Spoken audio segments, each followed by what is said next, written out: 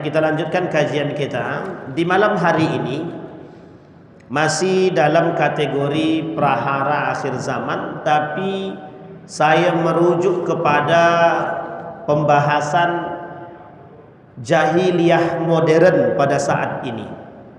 Ada karakteristik jahiliyah yang disebutkan oleh Allah di dalam Al-Quran yang hari ini banyak dilakukan oleh umat muslim. Kita tak berbicara kafir, karena memang kafir mereka tak percaya dengan Al-Quran, mereka tak percaya kepada Muhammad, mereka tidak percaya kepada Allah.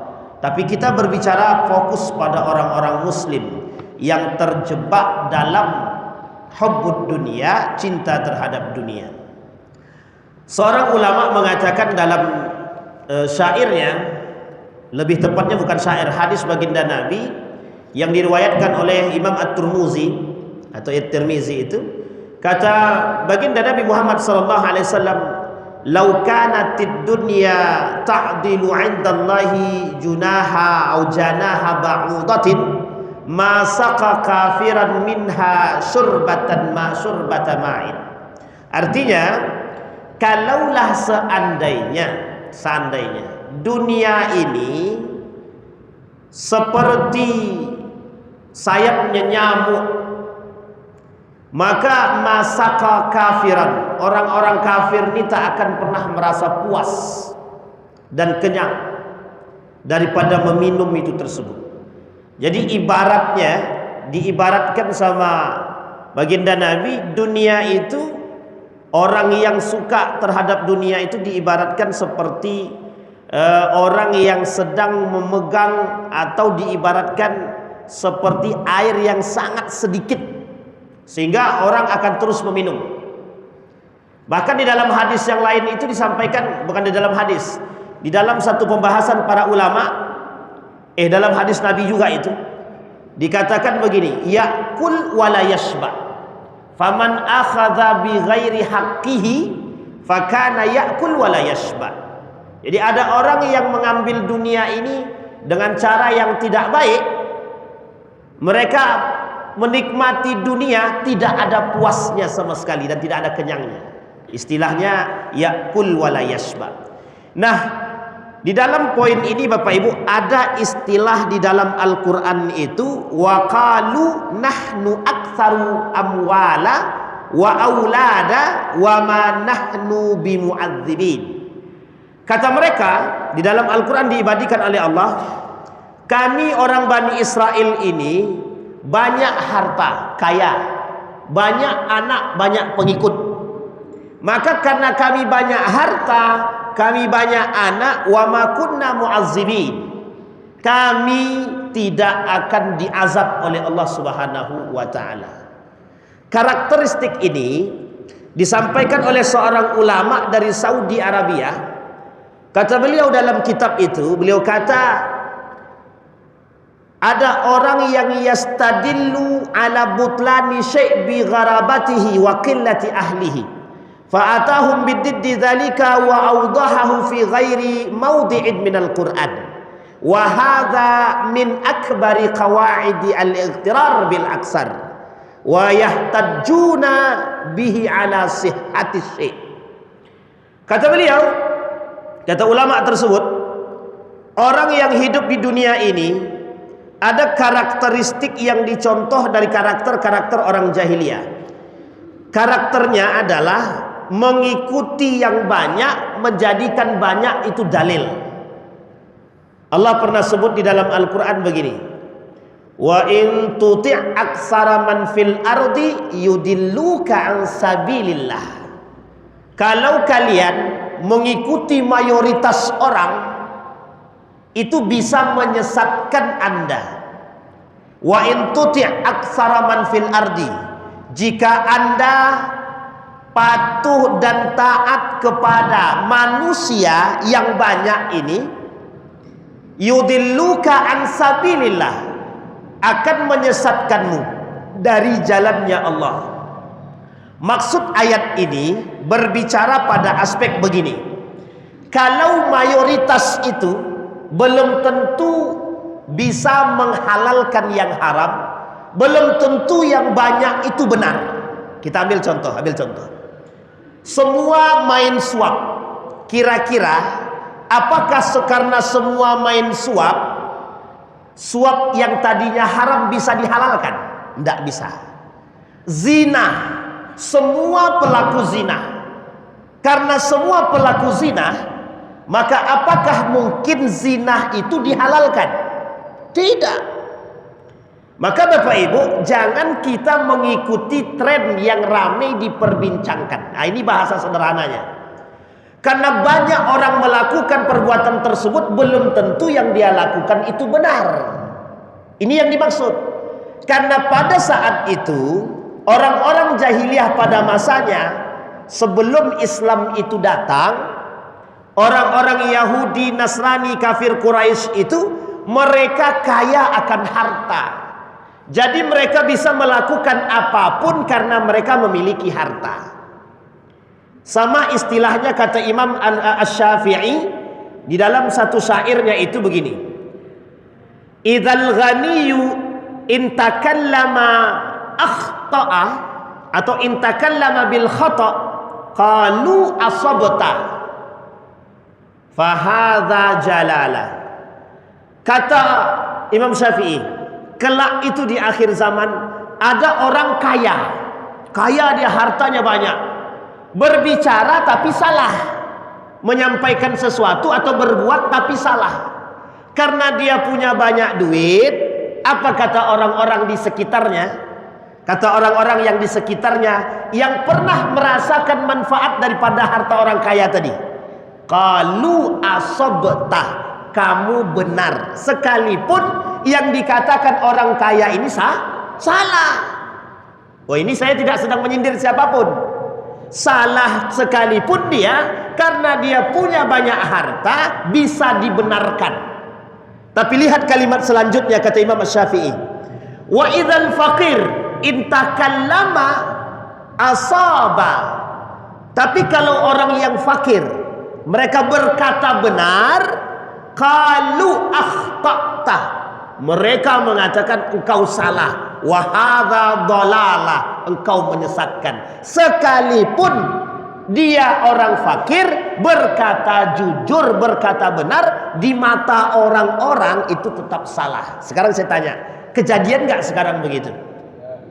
Itu jelas Pak, jelas betul. Maka Nabi bilang dalam hadisnya, faman akhadahu bihaqqihi wa wada'ahu bihaqqihi dzalikal ma'una huwa. Tapi kemudian kata Nabi, faman akhadha bighairi haqqihi, barang siapa yang mengambil dunia ini bukan dengan cara yang benar, tidak pada tempatnya, bukan pada tempatnya, maka kata baginda Nabi Muhammad SAW dalam hadisnya itu dikatakan, fakana ya'kul wa la yashba. Orang itu seperti orang yang merasakan kenikmatan, tidak pernah ada puasnya. Nah, disinilah Bapak Ibu yang ingin saya sampaikan, ada karakteristik jahiliyah yang hari ini banyak didominasi oleh umat muslim. Apa itu?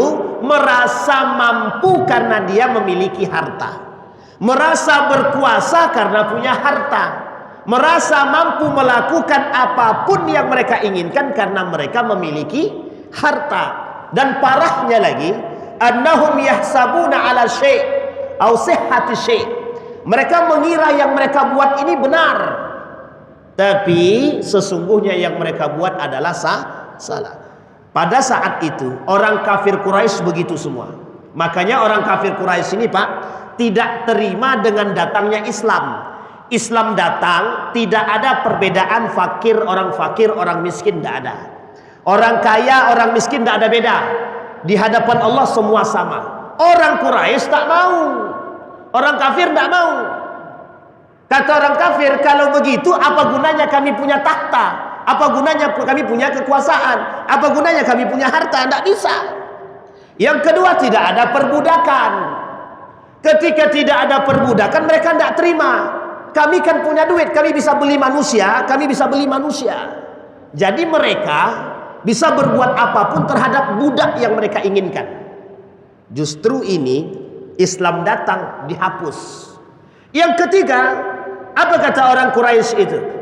Tidak ada namanya kemuliaan wanita. Bagi Islam, perempuan laki-laki punya kemuliaan. Jadi ibu-ibu harus bangga dengan berislam itu. Karena derajatnya wanita itu diangkat oleh Islam. Dulu Pak, perempuan ini, minta maaf ya ibu-ibu jangan tersinggung. Perempuan ini, kalau kami mau pakai, kami pakai. Kalau kami tak pakai, kami buang. Seperti sendal katanya. Saking terhinanya perempuan itu. Pada saat itu.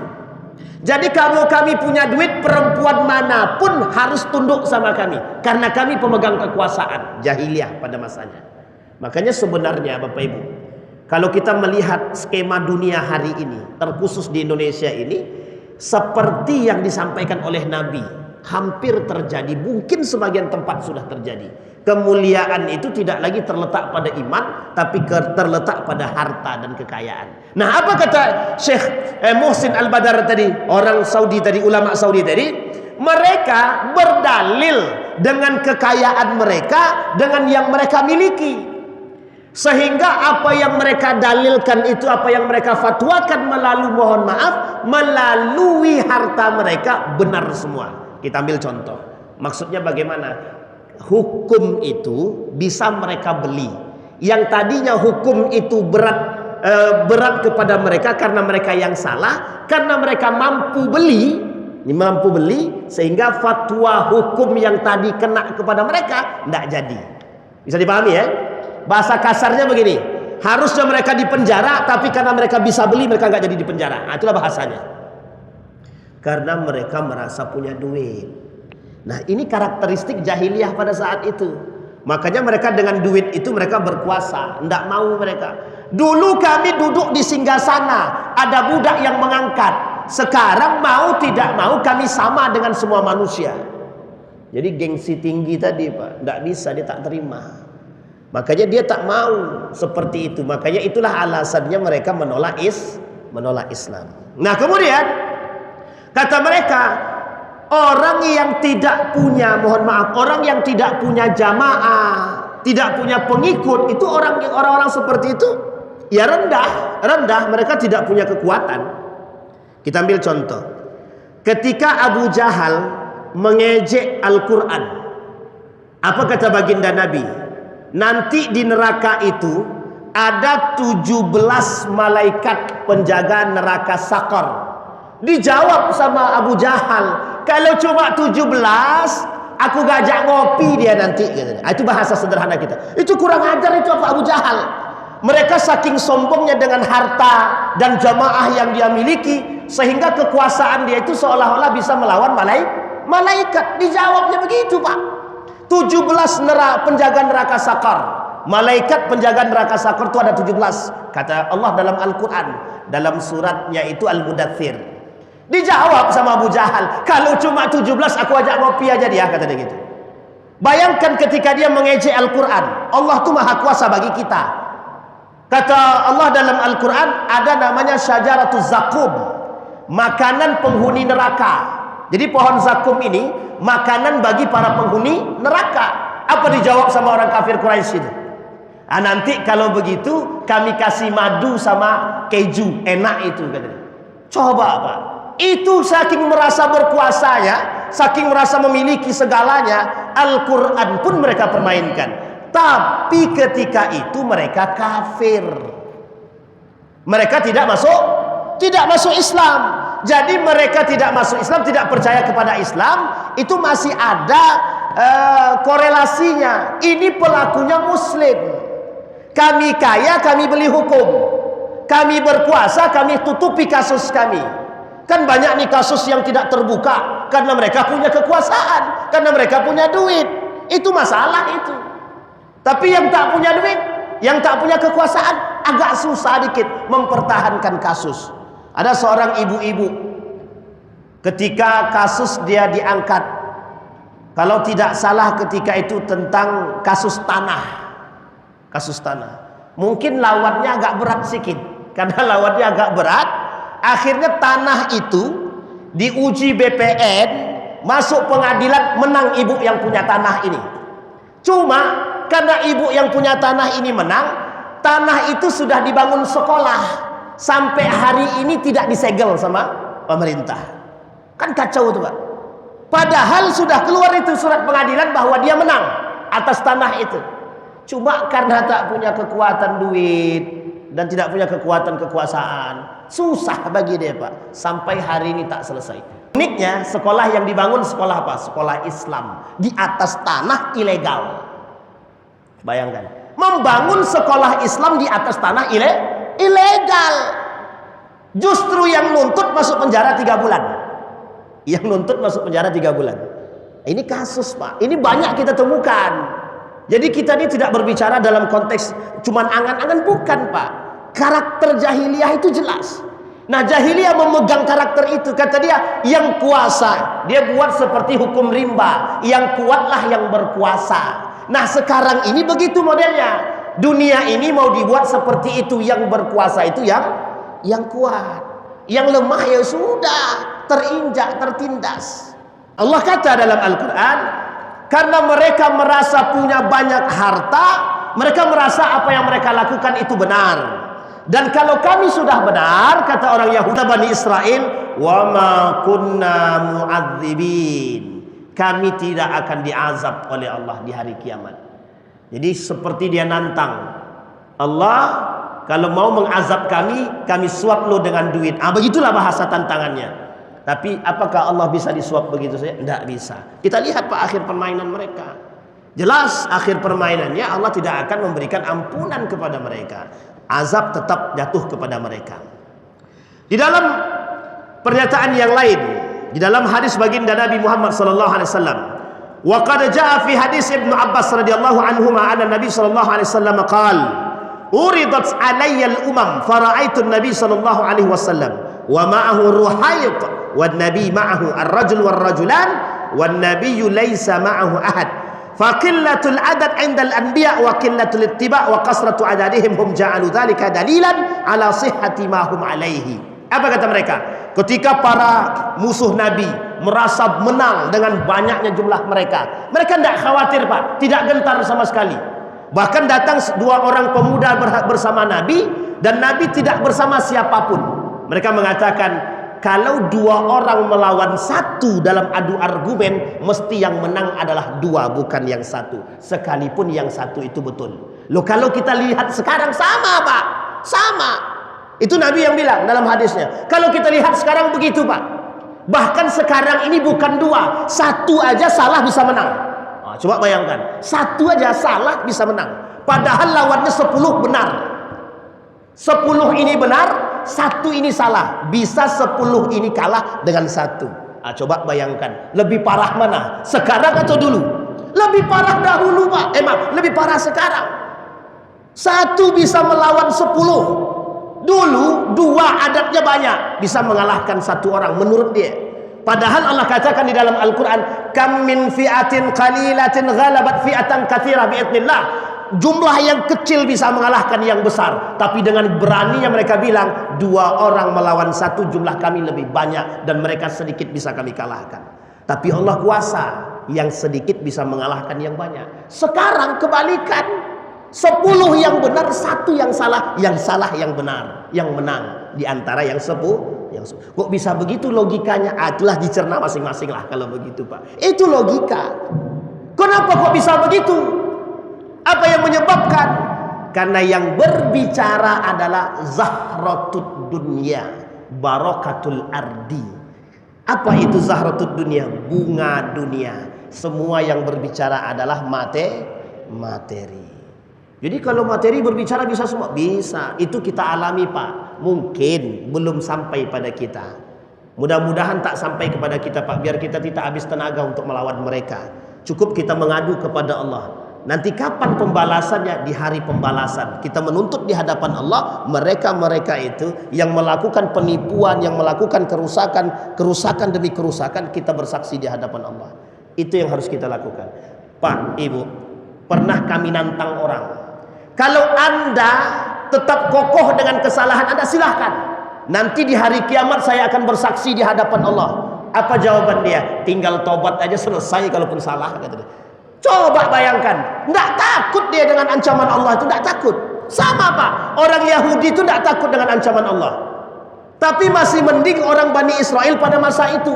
Mereka belum berada dalam Islam. Lah sekarang umat Islam yang jadi Yahudi.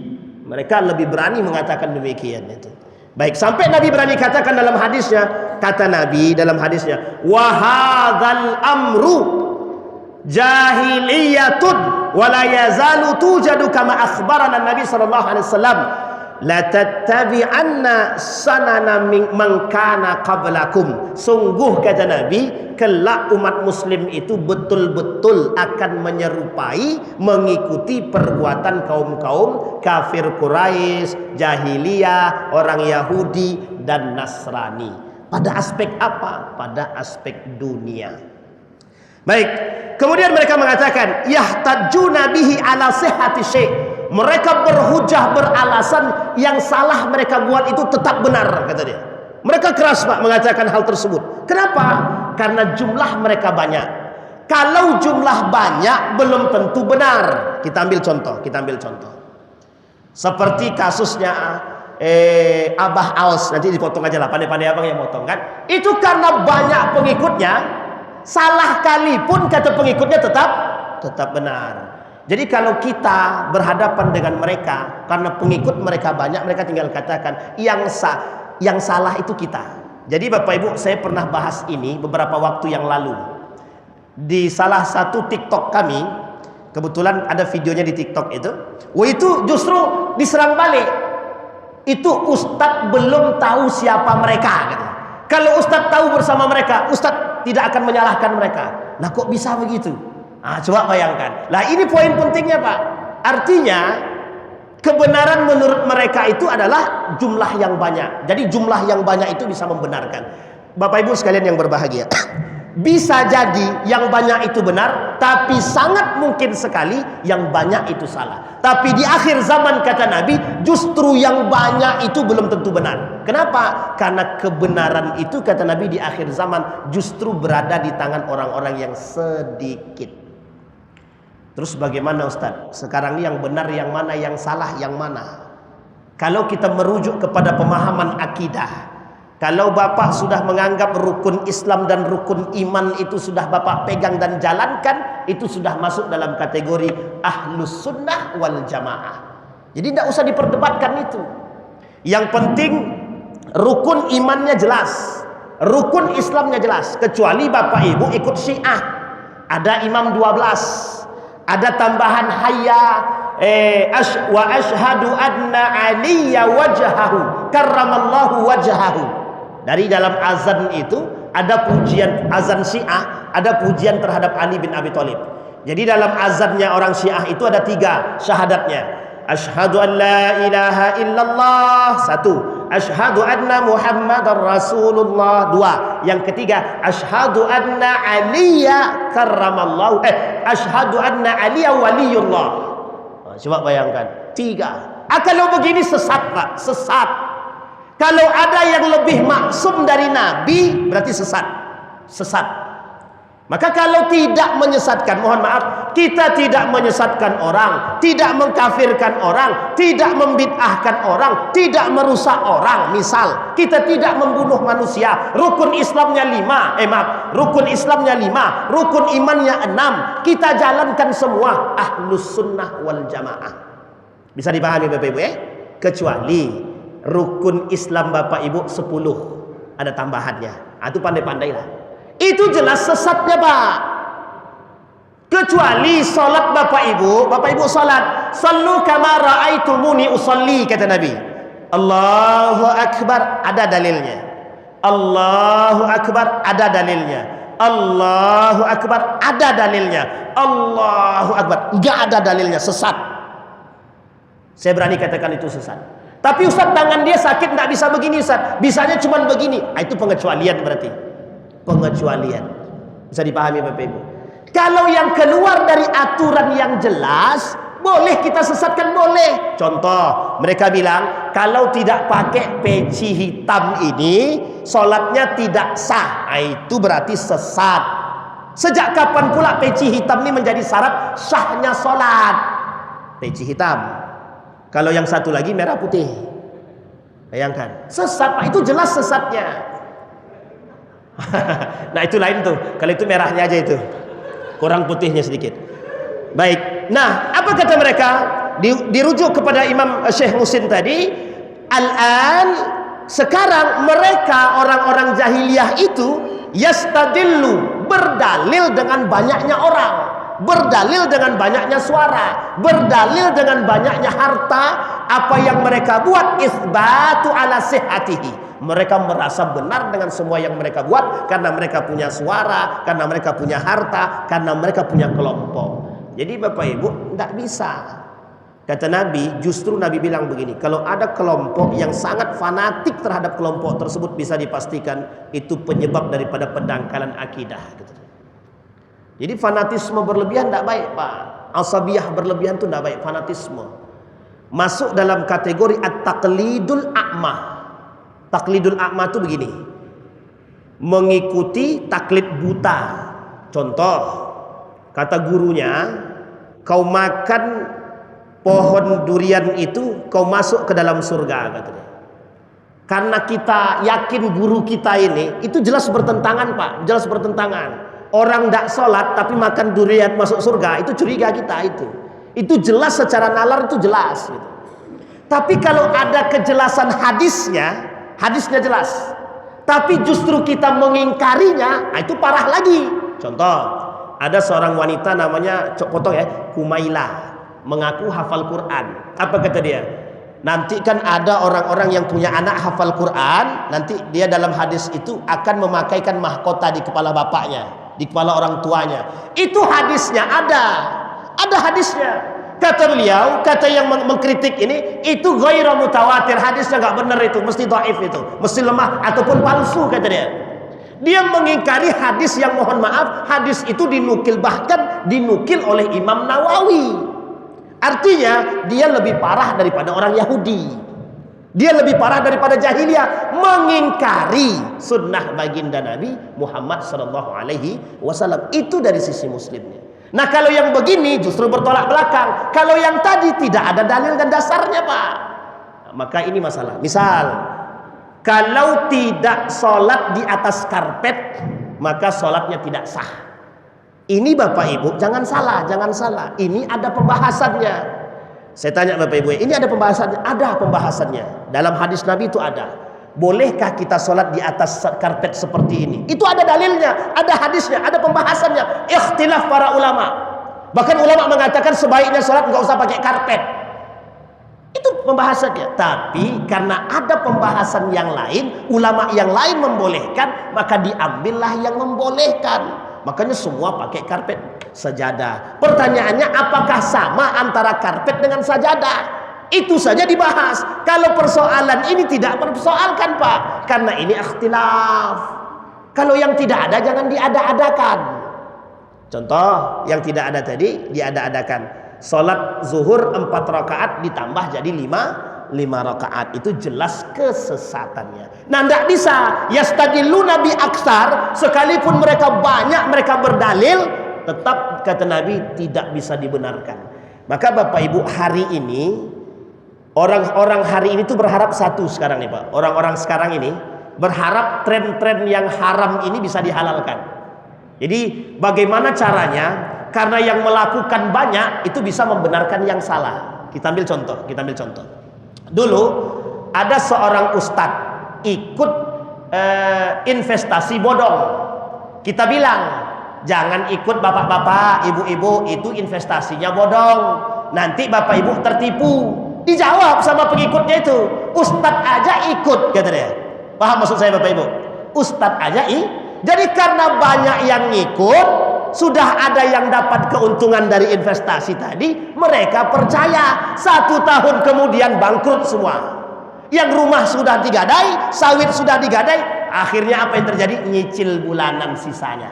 Mobil yang tadi terbeli Pajero langsung masuk showroom balik. Baru dicicipi 2 bulan lah masuk showroom balik karena tak sanggup bayar. Bisa dipahami Pak ya? Jadi tidak bisa sesuatu itu karena banyak menghalalkan yang haram. Tadi baru sore tadi Pak. Sore tadi ada yang bilang begini. Tapi kan semua travel di muka bumi ini, kata dia gitu, semua travel, ya kita tidak berbicara travel. Kita ambil contoh kasus lah satu, misal Hajar Aswad, calo Hajar Aswad. Kira-kira apa hukum calo Hajar Aswad? Tidak ada ulama yang membolehkan, tidak ada. Bahkan ulama mengatakan jahil, makruh, haram. Tidak ada yang membolehkan. Bahkan sampai pada ekstrimnya, kalau ada calo Hajar Aswad, hukumnya haram. Ada yang jawab begini, kalau semuanya memakai calo bagaimana? Itu semua travel loh. Kita jawab, apa mungkin semua travel itu karena semua melakukan yang haram bisa menghalalkan yang haram? Tidak bisa. Yang kedua, suap. Apa mungkin suap itu bisa dihalalkan? Tapi mereka ikhlas ridho sama ridho. Tidak ada istilah keikhlasan ridho menghalalkan yang haram. Tidak bisa. Jadi kalau zina dia ridho sama ridho halal, saya bilang gitu. Diam dia. Ya nggak begitu juga, sama saya bilang. Sejak kapan ikhlas bisa menghalalkan yang tidak bisa? Meskipun pelakunya banyak, meskipun pelakunya ramai, meskipun mereka punya uang, tidak bisa menghalalkan yang haram. Itu tidak bisa, Pak. Jadi jangan coba-coba. Jangan coba-coba menghalalkan yang haram atau membiasakan sesuatu yang tidak terbiasa. Wa ma aktsarun nasi walau harasta bimu'minin. Mereka semua itu banyak dia jumlahnya kata Allah, tapi mereka rakus dengan dunia. Mereka bukan orang-orang beriman. Jadi jangan rakus dengan dunia. Jangan seolah-olah merasa kita punya duit, punya kekuasaan, punya kekuatan. Ini memang khusus, Pak, kita sampaikan. Ini namanya seri hubbud dunia. Seri cinta terhadap dunia. Karena memang kasus cinta dunia ini memang kasus akhir zaman. Karena memang kasus cinta dunia ini adalah kasus yang paling tren masa kini. Banyak orang menyembunyikan kepentingan di balik agama demi kepentingan dunia. Sangat banyak sekali. Bahkan ada orang jual agama demi dunia. Saya kasih contoh. Travel haji dan umroh ini itu sangat sensitif. Kenapa sangat sensitif? Sangat mendekat kepada penjual belian agama. Kalau mereka tidak jujur, kalau mereka nipu, itu jelas itu. Nipu sedikit aja, itu jelas menjual agama. Karena yang dijual haji dan umroh, Pak. Pokoknya nanti kita hotelnya, apa namanya hotelnya? Askamakom. Nah, misal, hotel bagus lah gitu. Saya pun tak hafal-hafal juga lah, meskipun berangkatnya juga pernah, tapi tak tahu juga, tak hafal juga. Anggaplah Azkamakom, hotel bagus gitu. Tapi sampai di sana, Pak, sampai di sana berubah dia. Sampailah gantilah hotelnya, Movenpick misalkan. Meskipun berbeda, tapi yang dijual sudah tidak sama. Akad awalnya sudah berbeda, tapi mereka ridho, Ustaz. Ridho tidak menghalalkan yang haram. Ikhlas tidak menghalalkan yang haram. Ikhlas dan ridho tidak bisa membenarkan yang salah. Apa yang terbaik dari apa yang mereka lakukan? Bertaubat, minta maaf. Kalau dimaafkan oleh pelakunya, dimaafkan oleh orang yang bersangkutan, konsumernya, maka barulah kemudian dia bisa mendapatkan ampunan dari Allah Subhanahu wa Ta'ala. Jadi jangan suka nipu. Misalkan kasus kuota haji misalkan. Nah, ini kan rame nih kasus kuota haji. Dulu lebih parah lagi. Bukan hanya haji, Al-Qur'an pun dikorupsi itu. Al-Qur'an, daging sapi. Pokoknya banyak lah. Makanya kasus-kasus kita nih unik, lucu, Pak. Lucu. Demi dunia menjual harga diri, demi dunia menjual agama. Itu lebih parah, Pak. Kalau bahasa guru saya, ya bukan ya anggaplah guru saya, lebih baik dia bermain politik yang haram daripada menjual beli agama, kata dia. Ya sebenarnya nggak lebih baik juga, Pak, salah juga gitu. Tapi setidaknya yang diperjualbelikan itu bukan agama. Bisa dipahami, Pak ya? Sebenarnya sama nih, Pak, dengan teman-teman media nih. Ini kalau macam-macam nih, asal salah potong demi dapat duit nih, selesai urusan nih, Pak. Mereka potong, yang penting dia dibuatlah judulnya macam-macam sesuka hati dia. Dibuatnya judulnya Habib Rizik berceramah, padahal dalam tuh nggak ada Habib Riziknya. Oh, itu jelas pendapatannya haram itu. Jelas haram itu. Oh, itu kacau itu kalau misalkan dia buat itu. Parah itu. Jadi dan media sekarang begitu. Saya kasih tahu, Pak, saya kasih tahu. Baru-baru ini ada perdebatan antara Heri Pras dengan Gus Ajir. Wah ini parah lagi Pak, parah lagi. Yang diuntungkan itu Harry Pras. Karena dia konten kreator, bukan ulama, bukan dai, bukan ustadz. Tapi yang diadu sama dia ustadz. Coba bayangkan. Akhirnya apa? Dia menuai duit dan rupiah cuan dari hasil tersebut. Parah Pak. Agama yang dijual Pak demi mendapatkan untung. Begitulah parahnya dunia ini sekarang. Mereka tak lagi berpikir apa yang kami dapatkan ini halal atau haram. Pertanyaannya, apakah mereka tidak sadar? Sebenarnya sadar. Cuma bau dunia, nikmatnya dunia, zahratud dunia, barakatul ardinya lebih tinggi. Nafsunya lebih kenceng. Sehingga yang tadi kesadaran itu tertutupi oleh dunia tadi. Sampai di sini bisa dipahami Bapak Ibu? Bapak Ibu bisa dipahami? Jadi ibu-ibu tolong, sekarang ini kan ras terkuat di muka bumi ini kan ibu-ibu. Ya bisa kita bilang begitu. Karena memang saya memberikan satu hadis kepada ibu-ibu. Di akhir zaman tuh ibu-ibu, insya Allah perempuan tuh lebih kuat daripada laki-laki. Karena banyak laki-laki yang akan takut dengan istrinya Pak. Itu hadis Nabi. Meskipun sudah terbukti sedikit demi sedikit sekarang. Itu sudah terbukti itu. Sudah terbukti di Bogor tuh terbukti itu. Yang cari duit istrinya bukan suaminya. Itu dunia bukan terbalik lagi, itu terbalik banget itu. Tapi ingat Pak, yang dimaksud ini adalah ibu-ibu punya peran besar untuk mencegah para suami menghasilkan duit-duit yang haram. Punya peran besar. Salah satunya adalah dengan perannya ibu-ibu tadi bersama anak-anak bisa mencegah peran suami untuk tidak menghasilkan penghasilan dari yang haram. Bang, tolong kasih kami makan yang halal saja. Dijawab sama suaminya, kalau yang halal dek cuma 2 juta. Kalau mau yang haram ada 50 juta. Adik pilih mana? Ya lah bang, enggak apa-apa yang haram, yang penting 50 juta. Itu kacau istrinya kalau begitu itu. Itu kalau begitu parah lagi Pak. Sama-sama cinta terhadap dunia itu lebih parah lagi. Karena kadang begitu Pak, kadang-kadang yang membuat tergelincirnya suami juga istri. Ini tidak sedang dalam mempojokkan perempuan, tapi begitu kenyataan pada hakikatnya Bapak Ibu. Kasus yang kita temukan hari ini begitu semua. Uniknya lagi, saya sampaikan, ada yang paling parah lagi. Parah menurut saya. Ada seorang perempuan sekarang sedang ramai diperbincangkan di media sosial. Apa dia kata? Dulu dia bilang tidak ada perempuan yang mau dipoligami. Sekarang karena dia sudah dipoligami, aku telah melecehkan ummahatul mukminin. Aku telah melecehkan ummahatul mukminin dengan mengatakan tidak ada perempuan baik yang mau dipoligami. Sebenarnya sederhana maksudnya, pembenaran atas diri dia berpoligami dia gunakan bahasa agama. Begitu Pak. Jadi jangan coba-coba. Agama jangan diperjualbelikan Pak, dampaknya besar. Dan orang-orang yang mengambil keuntungan daripada penjualan agama, yang mereka masukkan ke dalam perut mereka haram. Yang mereka masukkan ke dalam perut mereka haram. Meskipun hanya 100 rupiah. Meskipun hanya 100 rupiah. Jangan pernah memasukkan sesuatu yang haram. Apa dampaknya daripada yang haram? Jelas dampaknya daripada yang haram. Yang pertama, Allah tidak akan menjawab doa mereka sedikit pun. Yang kedua, Allah cabut keberkahan rumah tangga mereka. Yang ketiga, Allah tarik harta mereka sedikit demi sedikit. Ustadz, mereka masih menikmati dunia mereka Ustadz.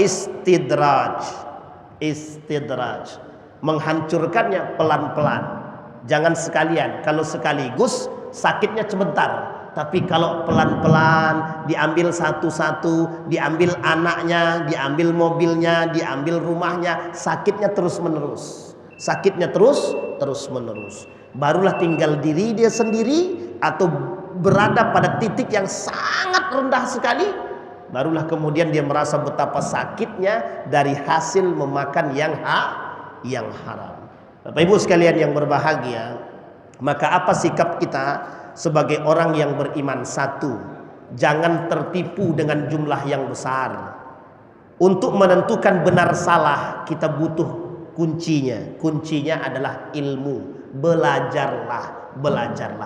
Selagi masih ada dalil, selagi masih ada pegangan para ulama, selagi masih ada yang bisa kita tuju dengan kebenaran tersebut, peganglah. Insya Allah kita tak akan menyimpang. Meskipun hanya sedikit. Nanti di akhir zaman semua pelaku kemaksiatan itu jumlahnya lebih banyak daripada orang-orang yang melakukan ketaatan. Maka bersamalah dengan orang yang melakukan ketaatan meskipun hanya sedikit. Karena itulah kelompok yang disebut dengan najat, yang selamat. Dan insya Allah kita yang hadir malam hari ini bisa mengambil pelajaran ini dan bisa bersama orang-orang yang sedikit tapi kita selamat. Tidak bersama yang banyak tapi kita tak selamat. Maka berharap dan berdoa kepada Allah selalu istiqamah. Kalau Bapak Ibu mendapatkan menghadirkan guru-guru terbaik di sini, ada namanya Dr. Mawardi Muhammad Saleh, ada namanya Ustadz Nur Hadi, Profesor Doktor. Ambil ilmu kebaikan mereka, terapkan dalam kehidupan. Terkhusus pada aspek tafsirul Quran dan ilmu fikih yang diangkat oleh Dr. Mawardi Muhammad Saleh, terapkan dalam kehidupan insya Allah. Dr. Mawardi Muhammad Saleh, ulama kita garis lurus, insya Allah yang beliau sampaikan itu tidak keluar dengan nafsu melainkan dengan rasa ketakutan kepada Allah. Mudah-mudahan, saya tak memuji beliau, tapi kita berdoa semoga ulama-ulama kita, guru-guru kita takut kepada Allah, bukan takut kepada dunia. Amin ya rabbal alamin. Mudah-mudahan bermanfaat bagi kita semua, mudah-mudahan bisa diambil pelajaran dan ibrah. Insyaallah kita semua husnul khatimah. Fa'tabiru ya ulil absar la'allakum tuflihun. Assalamualaikum warahmatullahi wabarakatuh.